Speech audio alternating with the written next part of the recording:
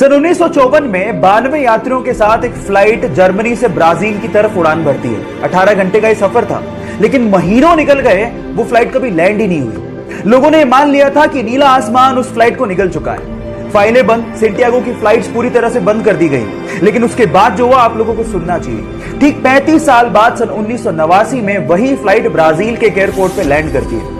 वहां की अथॉरिटीज ने पायलट से कांटेक्ट करने की कोशिश करी, लेकिन कोई जवाब ही नहीं मिला। उसके बाद वो लोग फ्लाइट पे चढ़े, लेकिन जो उन्होंने देखा वो हैरान कर देने वाला था। सिर्फ उन लोगों के कंकाल कुर्सी की पेटियों के साथ बंधे हुए थे। जब वो कॉकपिट की तरफ भागे तो पायलट के भी कंकाल ही बंधे हुए थे। अब सवाल ये है कि अगर पायलट के कंकाल ही बंधे हुए थे तो फ्लाइट लैंड कैसे हुआ? विज्ञान ने बहुत तरक्की कर ली है, लेकिन ऐसी बहुत सारी घटनाएं हैं जिनका जवाब विज्ञान के पास भी नहीं है।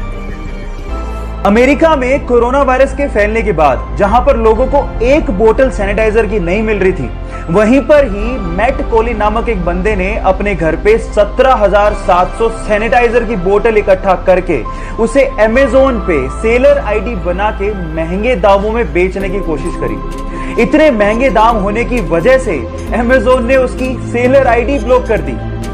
सुनने में आया था कि वो एक बोतल को 1000 से 5000 रुपए में बेच रहा था। And right now he is the most hated person in America.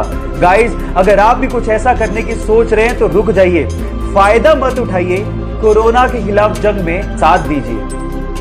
Delhi के सरकारी स्कूल से रिटायर एक टीचर कीमत राय गुप्ता ने रिटायरमेंट के बाद अपने आप को बिजी रखने के लिए दिल्ली के भागीरथ पैलेस मार्केट में इलेक्ट्रिकल अप्लायंसेस की एक दुकान खोली। तब उनके पास एक सेल्समैन आया और उस सेल्समैन ने बातों ही बातों में एक जानकारी दी और कहा कि हेवेल्स नाम से एक छोटी सी फैक्ट्री है जिसे उसका मालिक बेचना चाहता है।